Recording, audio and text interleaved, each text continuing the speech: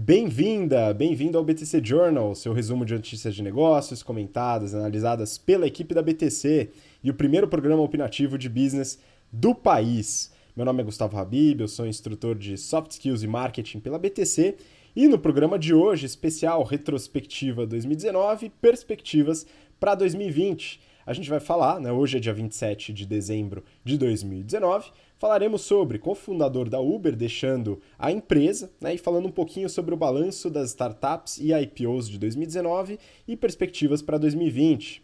A Boeing fecha em alta depois da saída do CEO, e aqui a gente vai abordar bastante sobre estratégia e portfólio de produtos. Brasil bate recorde de fusões e aquisições, expectativas também desse mercado e bastante sobre a parte de educação e saúde, que a gente falou bastante no BTC Journal, e o futuro da FedEx, como competir com empresas gigantescas, como nesse caso a Amazon. E para falar sobre todos esses temas, estou aqui, como de costume, com o Renato Aracaki, instrutor de Finanças Corporativas, Valuation e Estratégia. Renato, Feliz Natal para você. E aí, tudo certo? Feliz Natal, Gustavo. Espero que tenha passado bem aí essa data comemorativa muito importante. Eu desejo Feliz Natal também a todos. Espero que todo mundo tenha passado muito bem, né, comendo bastante, que é o tradicional, né, nessa data. E já adianto também um Feliz Ano Novo, dado que é o último BTC Journal do ano. Feliz passagem de ano para todo mundo. Desejo que 2020 tenha sido, ou será, né, muito melhor do que 2019. E já para quem não fez os nossos cursos, para 2020 ser melhor do que 19, nada melhor do que recomendar nossos cursos de business. Então, o General Business Program, ele está com as inscrições abertas. O último round de 2019, ele vai fechar agora dia 29, domingo. Então, entre no nosso site, www.btcompany.com.br/gbp. Os nossos cursos de férias de modelagem também estão com inscrições abertas, então é o Excel Plus Business Program, é o mesmo site, /EBP, e o nosso curso de finanças, para quem quer focar em mercado financeiro, o General Finance Program, também com inscrições abertas para o primeiro semestre, mesmo site, /GFP. E vamos fazer a nossa retrospectiva, falando sobre algumas notícias e falando um pouco sobre perspectivas para 2020. Bora! Vamos nessa, aproveitando, pedindo para você que está ouvindo a gente através do BTC Cast ou assistindo pelo YouTube, acompanhar também nosso Instagram, @instabtcompany, segue a gente lá, tem bastante conteúdo exclusivo e vamos bater um papo por lá também. Agora vamos começar, Renato, que tem bastante notícia, então vou falar o título aqui da notícia para vocês e comentar um pouquinho sobre o que aconteceu e essas perspectivas e retrospectiva. Vamos lá, tá? Primeira é do valor econômico, eu peguei aqui e o título é o seguinte: cofundador do Uber deixa conselho de administração. A notícia, Renato, fala do Travis Kalanick, né, que é um dos fundadores da Uber, que já estava afastado da operação há um bom tempo, né, devido a alguns problemas aí, algumas polêmicas que rolaram, né, durante sua gestão. Ele saiu, ficou no conselho e agora está saindo realmente, vendeu todas as suas ações, está indo embora aproveitar a sua aposentadoria. Queria aproveitar essa notícia, Renato, para falar um pouco sobre o ano de 2019 para as startups, né? Que acho que não foi um ano fácil, pelo menos pelo que a gente viu aqui, das expectativas das empresas, né? Dos fundadores, acho que é um ponto importante da gente abordar. Qual que foi a sua avaliação desse ano, Renato, para essas startups e os IPOs que a gente viu nesse mercado? Olha, o ano de 2019 foi um ano muito interessante porque diversos setores foram impactados diretamente por tecnologia. Várias empresas foram criadas e algumas já com um pouco mais velhas fizeram lá suas grandes aberturas de capital. Então a gente falou aqui no BTC Journal durante 2019 sobre o Lyft, que era concorrente do Uber lá nos Estados Unidos, sobre o Uber, né, e várias outras empresas. Então a gente falou sobre o Slack, falamos sobre o Pinterest, falamos sobre várias empresas. E o que aconteceu foi o seguinte: vamos pegar o caso específico do Uber, até para a gente ilustrar algumas coisas que a gente observou. Primeiro, o ano começou relativamente bem, porque o Uber conseguiu fazer a grande abertura de capital esperada, e para a gente também, até para entender como que esse negócio é ruim em termos financeiros. E aí o que aconteceu? Ele sofreu bastante, né, com regulação, etc. A gente abordou bastante esses temas aqui. E atualmente o Uber ele está passando por uma situação difícil, que é a seguinte: os investidores, eles, a princípio, em 2019, eles ficaram mais céticos em relação a esses modelos de tecnologia com altíssimos valuations. Tanto é que as aberturas de capital, tanto do Lyft quanto do Uber, demonstraram esse ceticismo. As aberturas de capital foram abaixo das expectativas e o valor de mercado dessas empresas vem caindo consistentemente. Por quê? Porque é aquele negócio que a gente fala bastante aqui no BTC Journal e nos nossos cursos. Quando você olha na perspectiva do investidor, olhando para a empresa propriamente dita, a empresa ela dá prejuízo, ela não gera caixa operacional, ou seja, ela não tem como se sustentar e não é rentável. Então, o que acontece? Um negócio desse, quando ele não tem uma perspectiva de virar operacionalmente, o valuation, obviamente, ele vai se ajustando. Então, o que acontece, o que a gente veio percebendo é que os investidores agora, eles deixaram de se preocupar tanto com a história e com as perspectivas e sentaram o pé um pouco no chão e começaram a fazer um pouco de conta para saber se esse negócio tem viabilidade de médio e longo prazo. E aí, obviamente, né, o pessoal já começou a fazer um valuation um pouco mais adequado a esse tipo de modelo. O Uber sofreu bastante nesse sentido. Então, é basicamente o que a gente fala no General Business Program, né? Fazer a conta, o método clássico aí de valuation. Só que, então, olhando para o lado do investidor, do lado da empresa, a gente acredita que alguns modelos ainda não fazem muito sentido, ainda estão com o valuation muito esticado. Agora, sempre me perguntar, Renato, mas dá certo essa estratégia? Aí eu falo assim, olha, do lado da empresa eu não sei, eu tenho bastante questionamento. Mas do lado do fundador, faz todo sentido, né? Você vê aí o Travis, ele criou uma empresa fantástica, todo mundo usa, no mundo inteiro, já virou até nome, né? Então, você vai pegar um Uber, você vai pegar um 99 táxi, você fala, vai pegar um Uber, né? Então, já virou até nome para esse tipo de serviço no mundo inteiro, então é interessante. Só que o negócio não é sustentável, mas ele ganhou uma bolada. Então, ele sai da empresa, criou uma empresa que tem muito reconhecimento mundial, que não gera caixa, que não é rentável, mas ele, como fundador, ganhou muito dinheiro. Então, a estratégia para ele deu certo? Deu muito certo. A estratégia do Uber dá certo para os novos investidores? Eu acho que não. Tanto é que o SoftBank, no fundo Vision, está tomando um calor desgraçado, né? E a gente contou, durante esse ano de 2019, a historinha do WeWork, que foi aquele caso que eu achava que ia ser o maior absurdo da face da Terra, mas que eu acho que foi o caso emblemático de 2019 para falar assim, galera, vamos analisar direito esses negócios, vamos ver se tem perspectiva, se o modelo de negócio é sustentável no longo prazo.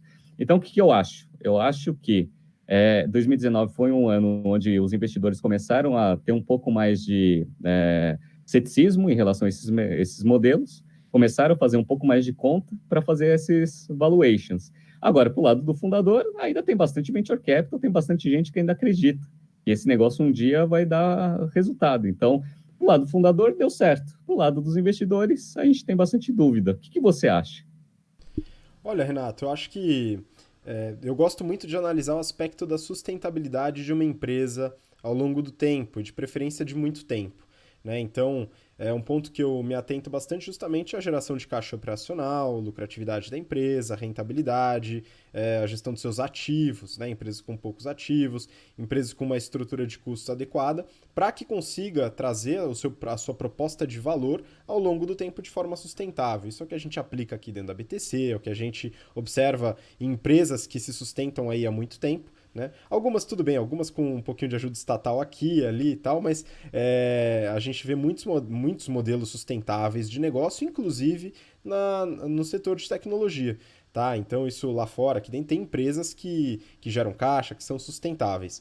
Né? No caso da Uber, já é uma dúvida. Eu não sei se essa empresa é sustentável, eu tendo a achar que não, né? Dado as perspectivas, dado o plano de negócio que eles têm aí para os próximos anos, é difícil entender a sustentabilidade. Agora, do ponto de vista do fundador, é o que você comentou.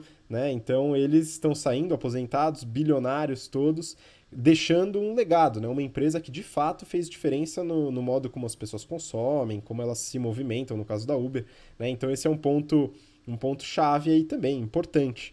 Né? Agora eu acho que os investidores, eles estão ficando mais atentos. Então meu balanço foi, no ano de 2019, começou com uma hype gigantesca das empresas de tecnologia, né? Isso daqui vai explodir, as empresas vão transformar o mundo, né? As empresas vão virar trilionárias, etc. E no final do ano a gente acompanhou que essa hype foi diminuindo, né? O pessoal começou a colocar o pé no chão e ver, não, vamos lá, vamos colocar essas empresas no lugar onde elas devem ficar, né? Então a gente vê esse movimento muito claro com a WeWork, que inclusive é um pouco fraude, né? Porque de tecnologia não tem quase nada. Mas no caso da Uber, por exemplo, que é uma empresa de tecnologia, mas que tem dificuldade de rentabilidade, né? Então esse é um ponto. Agora a questão é, e 2020, né, Renato? O que a gente vai fazer em 2020? Você aposta onde? Em que setor de tecnologia que o negócio vai bombar em 2020? Olha, obviamente, 2019 foi o ano das fintechs aqui no Brasil e no mundo. Então, esse setor, tecnologia e mercado financeiro, ele vem ganhando uma atração violenta.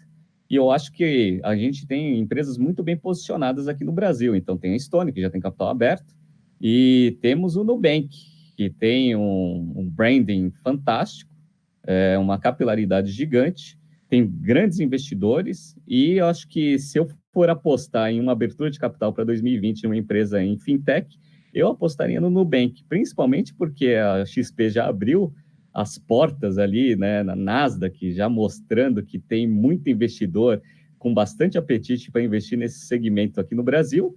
Eu acho que o Nubank já está com aquele olhinho lá na Nasdaq para fazer aquela abertura de capital que vai ser a abertura de capital, que se é a minha aposta, é a abertura de capital do ano de 2020. Vamos lá, Nubank, vamos satisfazer aí a nossa vontade e deixar mais uma empresa listada com um sucesso que teve a XP ali na Nasdaq.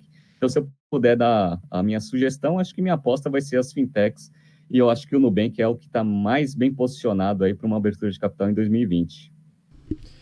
Eu também gosto bastante da ideia das fintechs. Enfim, vamos acompanhar, né, ver o que vai acontecer. A gente vai continuar analisando, né, se saírem novos prospectos, a gente vai continuar analisando e falando sobre a parte estratégica, marketing e finanças das empresas também. Afinal, o BTC Journal será perene e sustentável. É bom colocar isso, né? Até porque a estrutura de custos ela é bastante baixa, capex limitado, né? Isso daqui ajuda na sustentabilidade.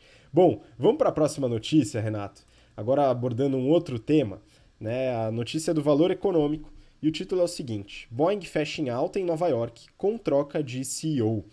Então a notícia fala desse movimento aí de curto prazo, né? A alta das ações no dia. Essa notícia é do dia 23, né? Um pouquinho antes do Natal, mas é só para ilustrar o ponto de que a Boeing é uma empresa que a gente já avaliou no BTC Journal, uma empresa com bons resultados, perene, sustentável, num mercado bastante concentrado, né? Um duopólio, e o CEO foi embora por causa de um problema que aconteceu com o Boeing 737 MAX. Né? Então é uma questão de produto, eu acho que vale a pena a gente abordar esse ponto. Renato, o que aconteceu? Por que ele caiu? E o que vai acontecer agora nesse mercado e a importância dessa estratégia de portfólio de produtos? Pois é. Esse caso da Boeing, ele ilustra bastante a parte de estratégia intencional e estratégia emergente que a gente aborda nos nossos cursos de estratégia no General Business Program. A Boeing ela vinha com resultados ótimos, inclusive esse CEO ele vinha fazendo um excelente trabalho, entregando bastante resultado. Então, tanto em termos de receita quanto em termos de rentabilidade, o negócio vinha crescendo bastante. Como você mesmo falou, o mercado ele já é um mercado bem concentrado. Então, sendo bem simplista, mas na verdade é a análise de mercado, existem dois players, existe a Boeing e a Airbus. A Airbus ela fez um movimento muito interessante para completar um pouco do portfólio de produtos que ele tem, fazendo a aquisição lá da Bombardier, e aí a Boeing ela fechou esse gap de portfólio fazendo a aquisição da Embraer. Então, em termos de estratégia macro, assim, a Boeing se movimentou muito bem. O problema é que quando você tem um duopólio, o seu foco principal ele é na parte de operação. Então, eu acho que o que aconteceu, né, é difícil a gente bater o martelo, mas a parte de desenvolvimento do carro-chefe dele, né, do novo modelo do 737 MAX, ele não foi muito bem sucedido, não foi muito bem acompanhado. Fizeram o lançamento do negócio ainda com bastante dúvida em relação a algumas questões técnicas e é um negócio que você não pode brincar. Então, houve né, acidentes com esse avião, as companhias aéreas ficaram muito céticas em relação à aquisição de novos modelos e, obviamente, é o carro-chefe da Boeing, os resultados, obviamente, no futuro eles vão ser comprometidos. E aí o que acontece? Foi um descuido onde não poderia descuidar, que é na parte de desenvolvimento do carro-chefe, cash cow do negócio. E aí o mercado ele exige um posicionamento da empresa. E o posicionamento foi esse, foi tirar o CEO e colocar um outro lá, apesar de todos os resultados bons que ele vinha entregando, a gente analisou aqui no BTC Journal. Então, fica como um alerta aí, 2019 deu uma lição que a empresa ela precisa ficar atenta a todos os detalhes operacionais, inclusive, principalmente, quando se trata de carro-chefe. Qual que é o problema? O problema não é só o problema de não vender mais o 737 MAX. O problema é que, além disso, você abre espaço para o seu concorrente. Então, a gente está falando que é um duopólio, você abre espaço para as companhias aéreas começarem a comprar os aviões. Consequentemente, a Boeing vai perder market share. Então, esse é um problemão. Obviamente, ele é uma justificativa boa para fazer a troca do CEO, mas é uma pena, porque se a gente olhar os resultados dos últimos anos, ele entrou como CEO em 2015 para cá, todos os resultados foram ótimos, né? Infelizmente é isso, tem que tomar cuidado, não é só a estratégia macro. O dia a dia, o desenvolvimento de produtos, supply chain, tudo conta quando a gente fala sobre estratégia, e o ano de 2019, e esse caso, especificamente, foi emblemático em relação a isso. Renato, achei importante comentar sobre um ponto, né, que o ano de 2019 também foi um ano onde você consolida muito as estratégias de marketing, marketing digital, marketing de performance, né, que é uma área que eu estudo bastante, gosto bastante, e as empresas tendem a dar muita importância para isso. E é importante, né, a importância que é dada, ela é justificada. O que a gente não pode é deixar de trazer o foco para as estratégias de operações e produtos, né? Que aí realmente isso pode levar a empresa lá para baixo, né? Tanto a estratégia financeira como a estratégia de produtos, né? O marketing ele é importante para o crescimento da empresa, fundamental para posicionamento de marca, mas o produto é o que é vendido, o produto é a proposta de valor entregada num pacote, né? E aí a gente precisa ficar atento a isso. No caso da Boeing foi essa lição, né? A atualização do produto, né? Teve uma série de problemas, né? A gente não sabe muito bem a causa raiz dos problemas do 737 MAX, né? O que aconteceu de fato, mas o cuidado extremo que a gente deve tomar com o nosso portfólio de produtos. Afinal, né, depois ele é responsável também pela sua consolidação de marca, porque um problema no produto pode prejudicar muito sua marca. Né? Você até costuma dizer, né, a gente leva 10 anos para construir marca e um pequeno erro pode jogar todo esse esforço fora, né, Renato? Pois é bem isso mesmo. Então, uma empresa centenária, né, uma construção de marca absurda, um erro operacional coloca tudo a perder. Então, as ações caíram muito com esse problema do avião, justificável, obviamente, porque é o carro-chefe, e agora a troca do CEO já fez as ações subirem. Então, é interessante também ver como que reage bem o mercado financeiro, né, com algumas mensagens e perspectivas. Então, agora vamos ver para 2020. Vai demorar bastante para corrigir esse problema e vai demorar bastante para o mercado ganhar confiabilidade novamente no novo modelo eventual que eles vão lançar desse 737 modificado e melhorado. Vamos ver agora os próximos passos da Boeing. Exato, eu até falo que o mercado financeiro é bastante sensível, né? O pessoal com qualquer novidade já sai comprando e vendendo, o negócio é desesperador, né? Bom, vamos lá para a próxima notícia. Próxima notícia é do Valor Econômico e o título é o seguinte: Brasil bate recorde de fusões e aquisições em 2019. A notícia mais fazendo um balanço mesmo sobre as operações de M&A, né? No meio da notícia fala um pouco do número de negócios, né? Então, os negócios fechados em 2018 totalizaram 461 acordos, em 2019, 543, né? Um aumento aí de 17%. E tem um ponto interessante, né, Renato? As operações de M&A são operações geralmente mais longas. E eles colocam na reportagem, né, em torno de 6 a 2 anos. Claro que vai depender de cada negociação. Mas é importante notar que se teve esse aumento, há uma possibilidade de um aumento ainda maior em 2020, dado que esse processo inicial deve ter aumentado nos últimos meses. Né? O processo inicial a gente fala dos interesses, né, das reuniões iniciais, do processo de diligência, do estudo dos financials, estratégia, problemas jurídicos que a empresa eventualmente enfrenta, o valuation e o fechamento do acordo em si. né? E a gente falou muito de fusões e aquisições esse ano aqui no BTC Journal e nas aulas também, né, Renato? Você lembra de algumas aí que vale a pena ponderar até para falar desse aumento dos M&As aqui no Brasil? Olha, eu acho que em 2019 a gente pode elencar dois segmentos que foram carros-chefes aí, pelo menos em termos de notícia, e eu acho que em termos de volume também. Mercado de saúde e mercado de educação. Mercado de saúde, a gente falou, acho que metade dos BTCs Journals que a gente falou em 2019, a gente falou principalmente da Intermédica, que saiu comprando hospital a rodo naquele modelo verticalizado. Falamos bastante também da Hapvida, que também veio comprando, né, bastante hospitais, aí, aumentando bastante a capilaridade. E na parte de educação, a gente viu alguns IPOs e viu bastante fusões e aquisições. Então, a gente viu a Arco comprando sistema de ensino, a gente viu a Afya fazendo abertura de capital e comprando algumas unidades. Aí, as tradicionais, né, Croton, né, Anima, eu não sei se a Anima efetivamente, ela fez bastante parceria, alianças estratégicas, mas um ponto que é interessante é o seguinte, a gente fala bastante nos nossos cursos de estratégia, que a parte de fusões e aquisições, ela é importante para ser aprendida, não só em termos financeiros, porque o pessoal acha que M&A é coisa de mercado financeiro. Na verdade, M&A, atualmente, é uma das ferramentas mais bem utilizadas para a parte de execução de estratégia. Por quê? Porque a empresa em si, ela não tem capacidade, às vezes, de desenvolver know-how e ganhar e executar a estratégia toda in-house. Então, fazer grandes alianças, que podem ser por contratos, ou joint ventures, ou eventualmente M&As, eles são os caminhos que hoje, eles são muito estudados em termos de estratégia para você conseguir executar isso de forma eficiente.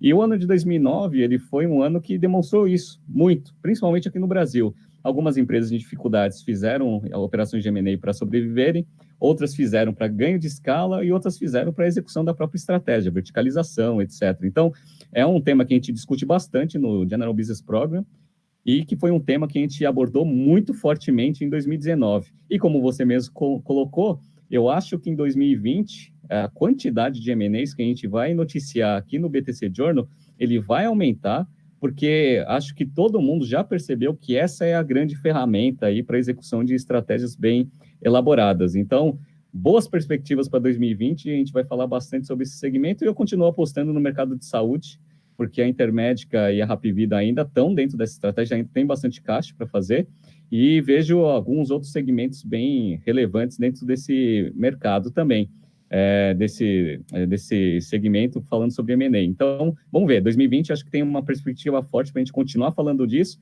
e para a gente é ótimo que a gente atualiza todos os exemplos aí do nosso curso. Exatamente, né? A gente vai atualizando, é bom que tenha material novo, então que realmente as empresas façam esses movimentos. Pessoal de banco de investimento vai ganhar bônus gordo, então aproveita o mercado, que vai ser muito bom para a galera que trabalha nos bancos de investimento, né? Que acabam liderando aí algumas ofertas de M&A, IPOs, etc. E um ponto adicional aí na questão de M&As, né, que além dos setores, né, a gente fala das estratégias todas de produto, né, de portfólio, que a gente falou na notícia anterior, junta com estratégia de verticalização, diferenciação, né, marca e também estratégia financeira. Então, no fim, quando a gente trabalha todos esses pontos em conjunto no General Business Program, né, eu acho que é importante entender que M&A, como você comentou, não é exclusivo da parte financeira. Você precisa entender todos os aspectos estratégicos do negócio, presença de marca, fortalecimento de marca, para poder entender se a estratégia faz sentido ou não do ponto de vista do negócio, não só do ponto de vista financeiro. A gente tem um caso muito interessante no nosso programa, que é de cálculo de sinergia. Então, para uma operação de fusão e aquisição. E legal, essa parte do cálculo é importantíssima, mas dentro desse nosso caso, né, a gente faz toda a abordagem estratégica, porque ela não pode ficar de fora, né, Renato? Na verdade, ela é o foco principal da operação. Então, você decide o que você quer fazer estrategicamente, você vê os seus alvos estratégicos, e aí depois entra a parte de valuation, negociação, etc. Mas, assim, tudo parte, né, de uma necessidade estratégica. Então, a gente aborda isso bastante, Obviamente, os alunos gostam mais de fazer os cálculos, né? Falam, não, deixa eu calcular a sinergia, quanto que essa verticalização vai dar de ganho aí para as duas empresas, etc. Gosto de calcular a economia de escopo, que a gente fala. Mas, assim, a iniciativa, né, o início do processo, ele vem provavelmente de uma razão estratégica. Então, isso é bem interessante, isso a gente aborda bastante aí no nosso curso, e vamos continuar abordando também, e obviamente atualizando os exemplos, porque o mercado em 2019 foi muito quente, e os M&As para 2020, eles têm uma perspectiva de aumentarem aí em relação a 2019, e vamos acompanhar, obviamente, e estaremos aqui para falar sobre vários também. E sempre opinando e colocando alguns dos nossos pitacos, que é o nosso diferencial, né, Renato? Bom, vamos lá, continuar. Essa daqui é a última notícia, mas a gente não vai terminar nela. Eu separei para depois dessa notícia 3 temas que são os mais perguntados no Instagram, viu, Renato? Acho que a gente deve abordar um pouco aí para ajudar o pessoal que está com algumas dúvidas. Mas antes disso, vamos lá. A próxima e última notícia é do Brasil Journal. E o título é o seguinte: o futuro da FedEx, ser comprada ou derreter no século da Amazon. Então a notícia ela fala basicamente dos resultados da FedEx e do seu valuation, que tem diminuído bastante, depois de algumas notícias da Amazon entrando no mercado de delivery e tal. Então é um processo que está se consolidando, essa redução do valor de mercado da FedEx. E a notícia fala de uma reportagem, uma entrevista com Scott Galloway, que é um professor da NYU, né, da New York University, que já fez artigos muito ácidos sobre Uber e WeWork, um pouco na linha do que a gente comenta, né, da insustentabilidade financeira, muitas vezes, de um negócio. E o Scott Galloway fala da situação da FedEx, da dura competição com a Amazon, e como a FedEx poderia escapar disso através de uma possível venda, né? Seja para uma grande empresa como o Walmart, por exemplo, ou no caso que ele coloca, a opinião dele, que seria uma fusão com a Shopify, que é uma empresa de tecnologia que trabalha com e-commerce e meios de pagamento.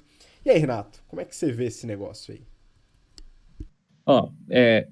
Essa notícia é interessante porque a gente abordou também bastante em 2019 a abertura de mercado dessas grandes empresas de tecnologia. Então, Apple entrando em streaming, a Amazon entrando em praticamente todos os segmentos que existem, e todas as outras empresas também, Google, etc., entrando em vários segmentos, e obviamente competir com esses caras não é muito fácil. No GBP, a gente conta bem o caso da FedEx, fala qual que é a vantagem competitiva, como que ela estruturou sua operação e como ela se tornou a FedEx que a gente conhece hoje. E na própria aula, quando a gente aborda a FedEx, eu falo que a Amazon está entrando nesse segmento. Há uns 4 anos atrás, ela começou a comprar bastante avião para começar a fazer toda essa parte de verticalização para frente e, obviamente, ganhar vantagem competitiva. Então, a gente até discute em algumas turmas, até pergunta, e aí, se você fosse a FedEx, o que você faria?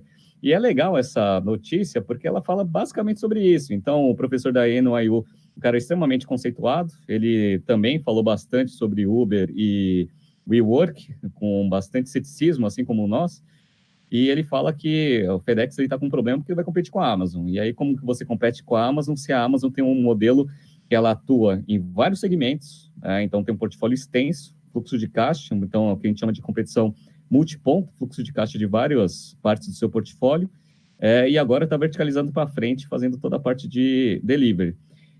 O que ele sugere é uma coisa que eu acho que faz sentido em termos macro, que é fazer uma verticalização para trás. Então, se o seu competidor está fazendo uma verticalização para frente, você tenta fazer uma verticalização para trás para competir meio, né, na mesma verticalização que o seu concorrente. Então, a gente falou lá sobre, né, a Netflix fazendo conteúdo, fazendo a verticalização para trás, e aí a gente vê a Disney respondendo, fazendo a verticalização para frente com o sistema de streaming. Então, esse mesmo movimento é o que ele está sugerindo para a FedEx, que ele sugeriu que pode ser o Walmart, que eu acho que faz até bastante sentido, ou com o Shopify, que é uma plataforma de e-commerce, né, que é extremamente conhecida no mundo e que tem capital aberto. Meu único ponto, né, dessa sugestão é que o Shopify ele tem um tamanho muito diferente da FedEx. A FedEx tem uns 70 bi de receita por ano, o Shopify deve ter 1,5 bi, né? E obviamente, como é uma plataforma online, etc., como todas que a gente já conhece, né, ela dá prejuízo, né? Apesar que eu vi os últimos resultados, ela gerou caixa, um pouquinho de caixa, mas gerou um pouquinho. Então, assim, fazer uma fusão de iguais, eu acho que por valor de mercado até faz sentido, porque ó, eu peguei até o valor de mercado hoje das duas empresas. Então, o Shopify, com 1,5 bi de receita, tem um market cap de 47 bi de dólares lá no mercado norte-americano, e a FedEx, com 70 bi de receita, tem um valor de mercado de 40. Olha que interessante, né? Então, uma empresa de tecnologia com um valuation muito mais alto. Só que se fizer uma fusão agora, nesses market cap aqui, vai ser uma fusão de iguais. Então, eu não sei se faz sentido para a FedEx. Eu já vi um caso desse ocorrer lá no passado, lá nos anos 2000, que foi assim, a American Online, ela abriu capital e parecia que ela ia dominar o mundo. E aí a Time Warner ficou meio preocupada com esse negócio de internet e tal, e fizeram uma fusão de iguais lá. Obviamente, o que aconteceu, né? A American Online morreu, esse negócio não, né, se concretizou como um negócio vencedor em termos de capilaridade, fluxo de caixa, etc. E aí foi considerado uma das maiores cagadas em termos de M&A por causa de medo, né, que a Time Warner teve em relação à internet que ela não conhecia. O que ele está sugerindo, na minha opinião, e se eu puder dar a minha humilde opinião, porque ele é um puta de um professor ferrado lá da New York University, é que essa sugestão é meio cagada, né? Não por causa do conceito, que eu acho que faz sentido, mas por causa do valor de mercado, né? Fazer uma fusão de iguais, o acionista da FedEx vai fazer uma troca de igual para igual com uma empresa que tem uma receita infinitamente menor, né? Tudo bem que tem uma perspectiva grande de mercado, mas enfim, né? Eu acho que com o Walmart seria alguma coisa que fizesse um pouco mais sentido. Ou, eventualmente, o próprio FedEx começar a fazer parcerias com verticalização para trás, porque não precisa ser M&A, propriamente dito, como a gente falou na notícia passada. Pode ser simplesmente uma aliança estratégica. Mas vamos ver, né? Eu acho que faz sentido o que ele falou, só acho que o Shopify, né, nesse tipo de estrutura de negócio, não faz muito sentido. Renato, eu não sei avaliar, inclusive acho que é uma sugestão aí da gente avaliar com detalhe, né, a Shopify no ano que vem, né, como se estivesse super distante, né, mas está logo ali, né, como diria o Vanucci, né, naquele clássico narração do jogo, né, a África do Sul é logo ali, enfim, voltando ao tema, né, essa notícia me traz luz de um tema interessante. Como competir com empresas gigantescas que têm linhas de receita diversificadas e uma presença de marca já consolidada. Eu lembrei do caso da Netflix, que é uma empresa de streaming, uma empresa que é grande, mas é nova no mercado, e a Disney, uma empresa gigantesca, com diversas linhas de receita entrando no streaming. Como que a Netflix conseguiria, e a Netflix hoje é uma empresa que queima a caixa absurdamente, né, insustentável financeiramente, como que ela consegue se tornar sustentável com uma competição como a Disney, né? A gente até comentou nesse episódio do BTC Journal, onde a gente avalia essa competição, falando sobre uma possibilidade eventual da Netflix de diversificação de canais, né? Onde hoje ela só utiliza o seu próprio aplicativo para distribuir o seu conteúdo. Será que não vale a pena colocar seu conteúdo em salas de cinema, por exemplo?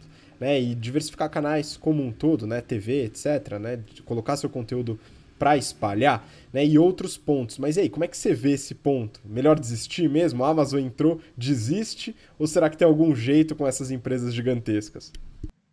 Olha, a gente está vendo um movimento muito interessante aqui dentro do Brasil. A Magazine Luiza, ela vem fechando diversas parcerias estratégicas para conseguir criar um ecossistema que seja relevante em termos de competição com a Amazon. A Amazon já avisou que vai abrir um grande centro de distribuição aqui no Brasil, ou seja, vai tentar replicar a sua operação lá nos Estados Unidos, aqui no Brasil, e obviamente a Amazon, quando ela entra, eu até brinco, né, nas aulas, que quando entra uma grande empresa dessa no seu segmento, a melhor estratégia é desistir, né?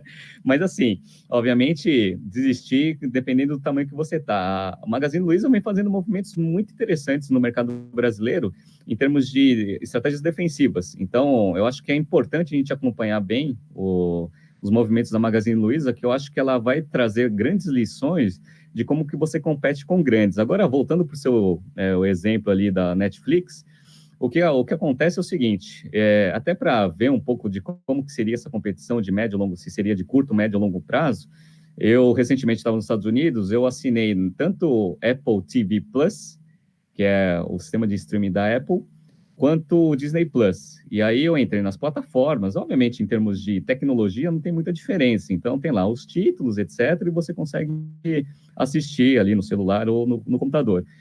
O que eu percebo é o seguinte, Netflix tem uma grande vantagem ainda, e eu acho que essa vantagem ela ainda vai durar por um tempo, porque a quantidade de títulos que tem exclusivos Netflix é gigantesco. Obviamente, esse modelo de ficar fazendo a produção, como a gente viu já nos financials, não é muito sustentável porque ela queima muito caixa para fazer isso.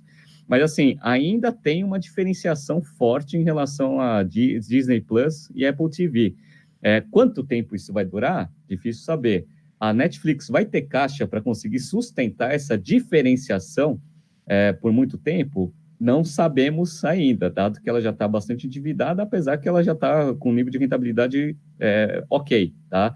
Então, tem duas estratégias boas aí que a gente vê, tanto no caso Netflix, quanto na parte de Magazine Luiza. Magazine Luiza, ecossistema, fazer um ecossistema local que seja forte o bastante para conseguir competir com a capacidade da Amazon de entrar nesse segmento. Esse é um, tá? E na parte do Netflix é a parte de diferenciação. Então, essas são as duas estratégias aí que a gente vê desses dois players para tentar competir com esses grandes. Vai dar certo? Não sei. Eu tenho bastante dúvida em relação ao Netflix, porque eu acho que o caixa vai acabar antes.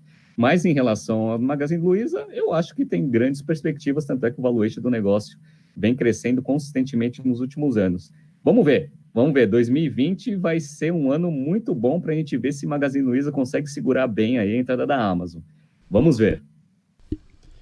É verdade. Magazine Luiza é um caso muito interessante, né? E ela também tem a vantagem de conhecer o mercado local, os fornecedores locais, a estrutura local e a presença física. Então é importante para você que está acompanhando ou você que é novo aqui no BTC Journal, a gente fala de business raiz aqui e a importância de você manter uma estrutura de varejo, uma loja física. A Magazine Luiza mostra na prática a importância desse negócio.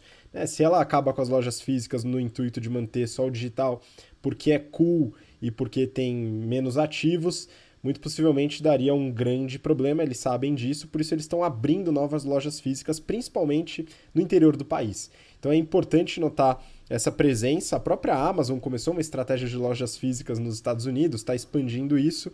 Então essa estratégia, principalmente se você conseguir juntar os dois, que é o que a gente chama de omnichannel, né, vai dar uma estratégia geralmente muito boa nesse aspecto, né? Então é importante para notar, né, e para avaliar também a importância dessa diversificação de canais e diversificação de receita. Bom, beleza, essa foi a última notícia, mas Renato, para a gente terminar aqui, eu peguei 3 temas. São várias perguntas que o pessoal manda no nosso Instagram, para a gestora raiz, para o startupeiro, quando a gente abre, né, para a gente mesmo responder as perguntas. São 3 temas, né? A gente tem um público muito grande de pessoas que estão se preparando para o mercado de trabalho. Inclusive, esse é o público que a gente mais trabalha no General Business Program, né? A galera que está se formando, que está recém-formada e que quer uma oportunidade interessante no mercado de trabalho, tá? E aí, a primeira pergunta é a seguinte: como se preparar para mercado financeiro, aí focado em investment banking, private banking, né? A parte mais glamurosa do mercado financeiro, e consultorias estratégicas, falando aí das Big Three, então Bain, BCG, McKinsey, e as outras também, A.T. Kearney e diversas outras. Agora não vou conseguir pensar em todas, mas tem uma porrada. Enfim, como se preparar, Renato? O que uma pessoa que está se formando ou recém-formada precisa fazer para se preparar melhor para esses mercados? Olha, a dica que a gente geralmente dá, e obviamente o nosso portfólio ele é estruturado dessa forma, é a seguinte: tanto para consultoria estratégica quanto para mercado financeiro, a habilidade principal que você precisa ter é saber analisar a empresa. Por quê? Porque saber analisar a empresa, primeiro, vai te ajudar a entender quais são as necessidades delas, as alavancas para fazer as empresas crescerem, gerarem caixa e terem os seus valores de mercado, né, e geração de valor para acionistas aumentado.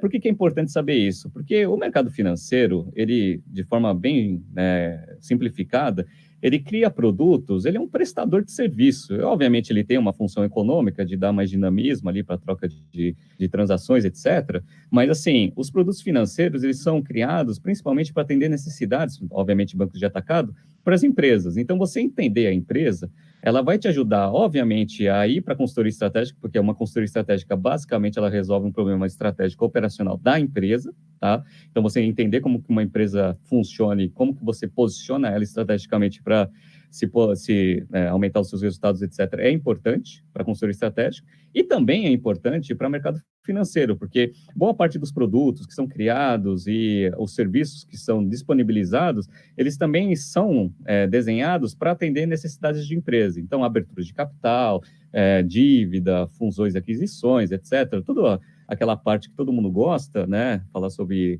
derivativos, etc., eles existem por causa de uma necessidade, como tudo no mercado. Um produto ele existe para satisfazer uma necessidade. Então, a minha dica principal para quem quer se preparar tanto para o mercado financeiro ou consultoria estratégica e não sabe ainda qual, né, dos dois escolher, o meu foco é entenda como funciona uma empresa, entenda como que você analisa uma empresa, como ela funciona, como você cria um modelo de negócio e como você cria estratégias para aumentar o valor dela e a geração de valor para o acionista. Se você entender isso, você vai estar preparado tanto para a parte de consultoria estratégica quanto para a parte de mercado financeiro. Obviamente, são diferentes, né? A consultoria estratégica exige algumas habilidades, priorizam, né, algumas habilidades e mercado financeiro outras. Mas se você entender como funciona uma empresa, entender de estratégia, pode ter certeza que você já vai ter meio caminho andado para ir para um dos dois. E aí, obviamente, você faz um pouquinho, né, dos dois. E sem fazer, obviamente, um jabá, né? Se eu puder dar um conselho, né?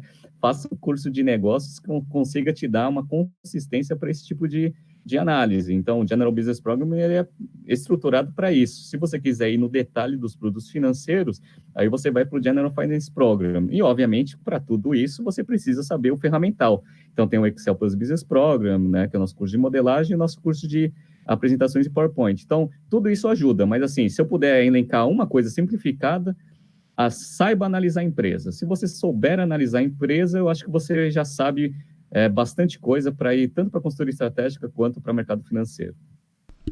Concordo, acho que esse é o principal ponto, é o grande diferencial dos nossos alunos, das nossas alunas, que são aprovados em processos seletivos bem concorridos, né? A gente já tem aí quase 5 mil alunos, se contar desde 2011, né? E muitos deles foram aprovados em processos, estão se desenvolvendo nessas duas carreiras.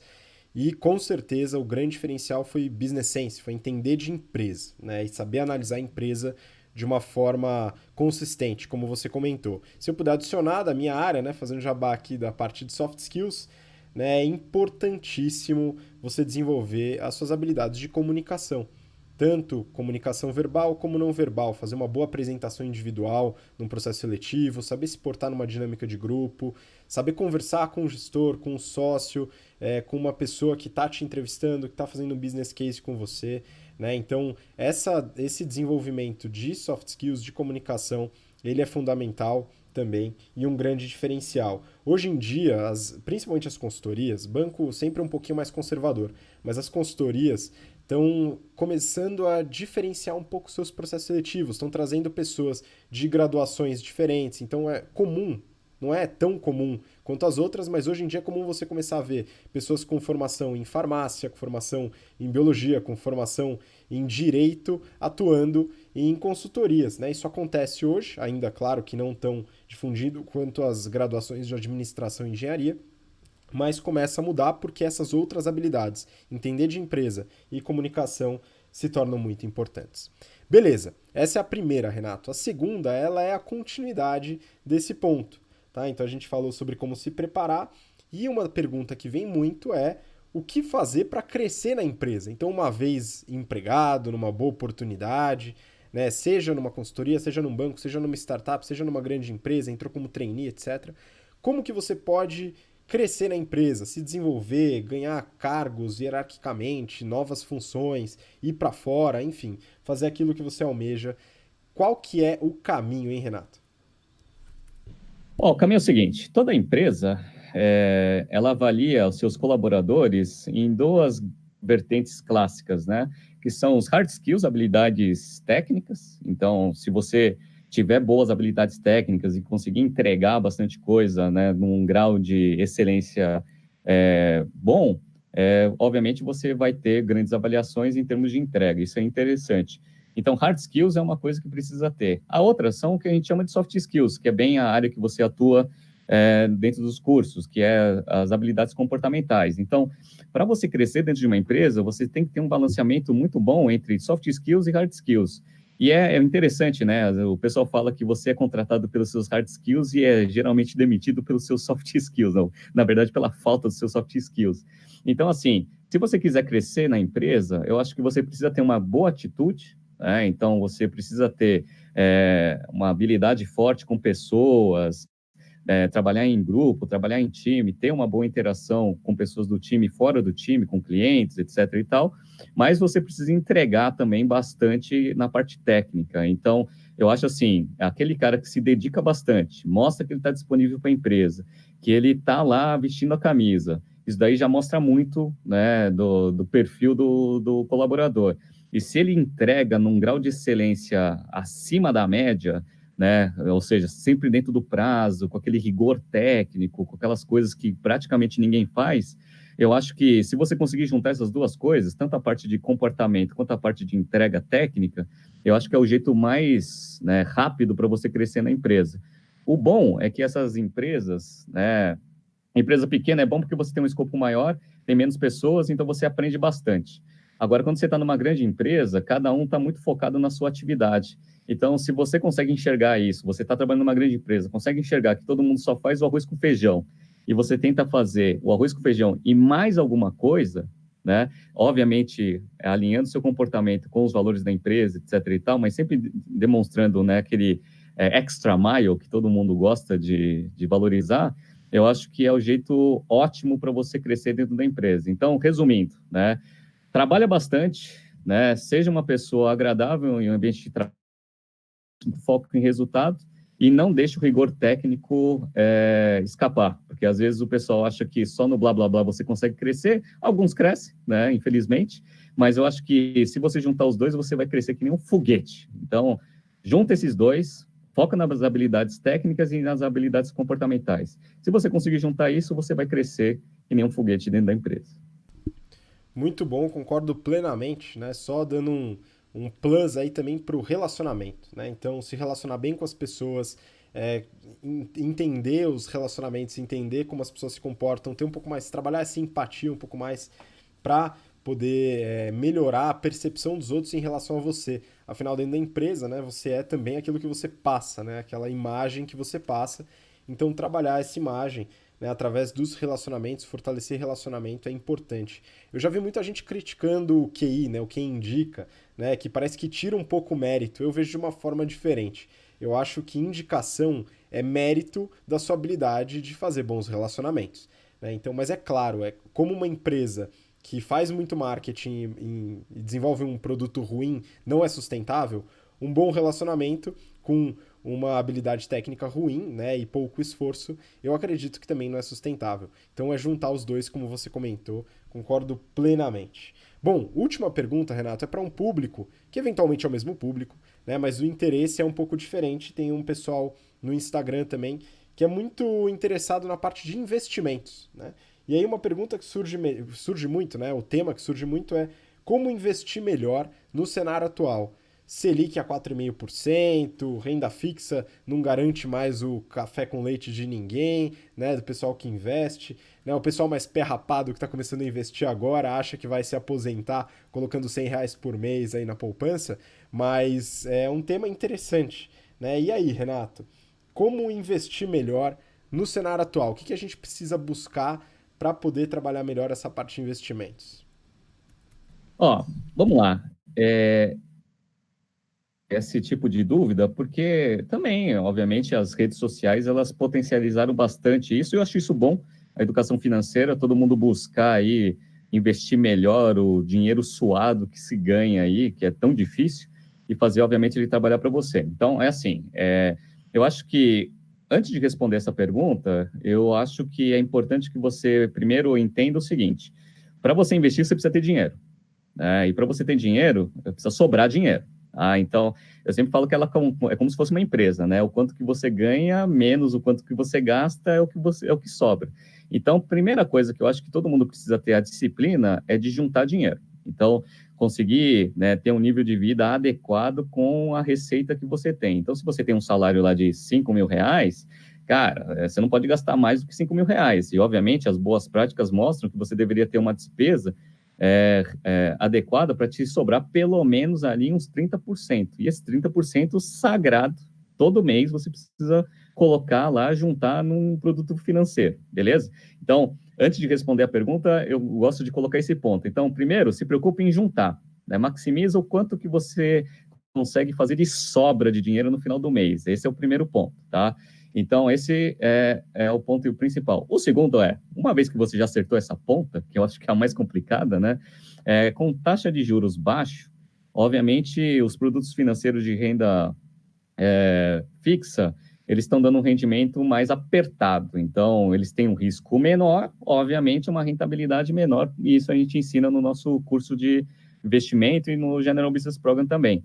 Então, assim, eu acho que vai muito do perfil de cada um. Então, eu gosto de juntar duas coisas. Eu gosto de juntar o quanto que você toma de risco na sua vida pessoal e quanto que você toma de risco na sua vida financeira.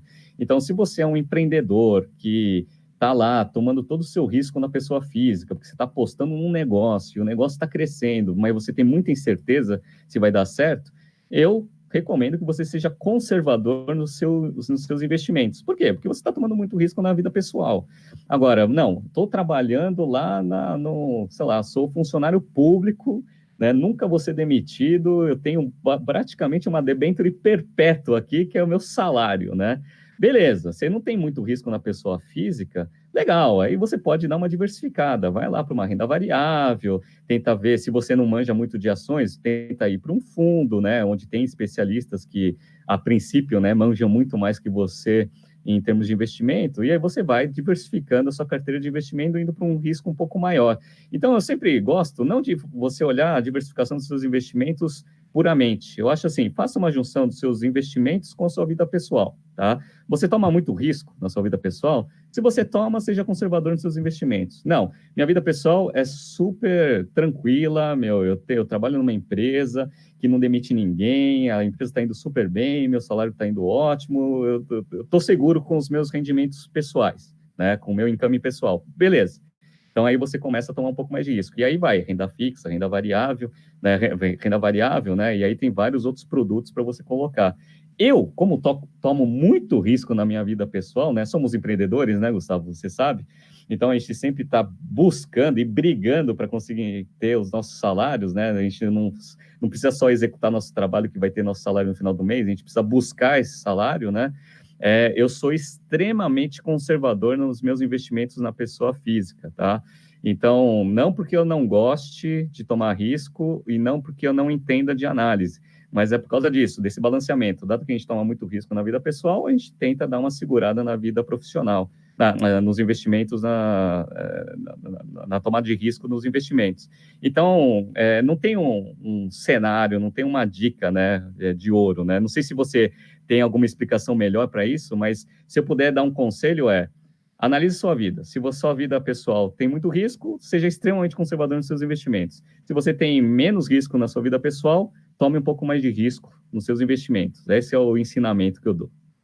Não, eu até puxo, Renato, para a primeira parte que você estava comentando, né? Você que está ouvindo a gente, talvez isso soe um pouco desagradável, mas não, se você juntar R$ 1.000 por mês, você não vai ficar rico e vai aposentar cedo, tá? Então é muito importante o primeiro aspecto que você colocou como principal, e eu acredito piamente nisso, né? Precisa ganhar dinheiro, né? Através de salário, de crescimento profissional, de empreendedorismo, e guardar dinheiro, né? Saber gastar adequadamente. Aí você juntando uma boa quantidade, fazer essa ponderação que eu concordo com você, né? Eu tenho muito risco na minha vida profissional, então vou reduzir esse risco nos investimentos, assim por diante, né? Eu pessoalmente tomo um pouquinho mais de risco nos meus investimentos, então eu estou bastante comprado nesse risco em ambos aspectos, né? Mas ciente aí, claro, com ponderações, né? Então não tão arriscado assim, não tô com 100% do meu patrimônio em Bitcoin, né? Então tá pulverizado, né? Tá diversificado, na verdade, de uma forma razoavelmente adequada, acredito, para mim. No entanto, é importante entender dos produtos financeiros, das possibilidades, dado o seu perfil de investidor, né? Que o pessoal do financeiro aqui na BTC trabalha bastante, né? Agora, só para dar um spoiler aí para você e para o pessoal que está ouvindo, né, a gente pensando nisso, está planejando, já está em produção um novo programa, né? A gente não sabe ainda se é semanal, quinzenal, estamos a definir isso, para falar justamente sobre todos esses aspectos. Finanças pessoais, organização e planejamento financeiro, como gastar, etc. Falando muito sobre economia comportamental, que é o tema que a gente gosta muito de falar, que a gente comenta em aula, tem nas aulas de marketing, tem nas aulas de comunicação, tem um pouco nas aulas de finanças, né? E também sobre investimentos e produtos para a pessoa física poder investir, né? A gente está em produção, né? Então eu tenho a alegria de comentar que a gente vai desenvolver mais conteúdo no ano que vem, também com esse ponto, porque ele é importante, né? Então são todos os aspectos, a gente quer tentar trabalhar aqui todos os aspectos aí do seu desenvolvimento, né? Não só analisar a empresa, entender um pouco mais do processo profissional, mas também, né, juntar esse conhecimento para dentro dos seus investimentos e da sua organização financeira, que eu acho bem importante, né? Então é um tema que a gente deve tratar um pouquinho mais, mas também de uma forma, vamos dizer, tranquila, opinativa e no nosso modelo, o jeito BTC. É, só dando também já um spoiler, como eu já dividi bem aqui, né? A primeira fase é você juntar dinheiro, a outra é você investir. Na fase de juntar dinheiro, ou seja, diminuir os seus gastos, pode ter certeza que eu tenho dicas importantíssimas, né? Para você maximizar, né, o seu acúmulo de capital gastando pouco. Então, se eu tiver alguma interação aí nesse novo projeto nosso para 2020, pode ter certeza que vão ser as dicas para você gastar menos dinheiro.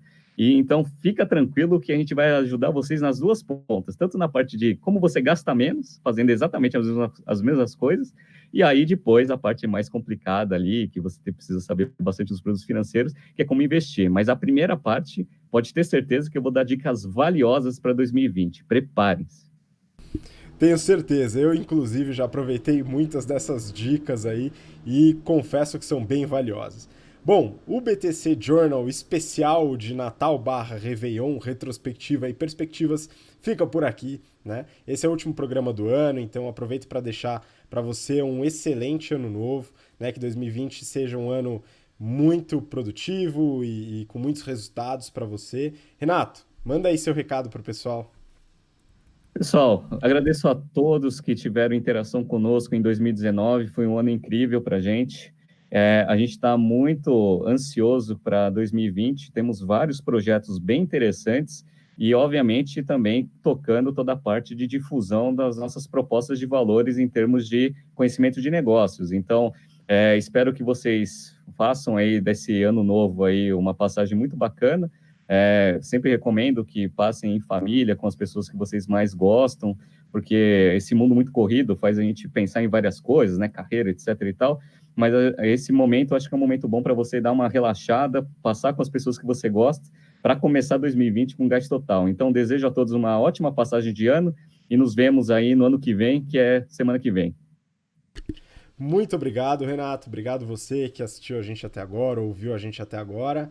Nos vemos novamente, então, no ano que vem. A gente deve retornar aí na semana do dia 6 de janeiro, né? Muito provavelmente. Então, tirar um descanso merecido aí. E nos vemos, então, no ano que vem. Um grande abraço. Até lá. Tchau, tchau.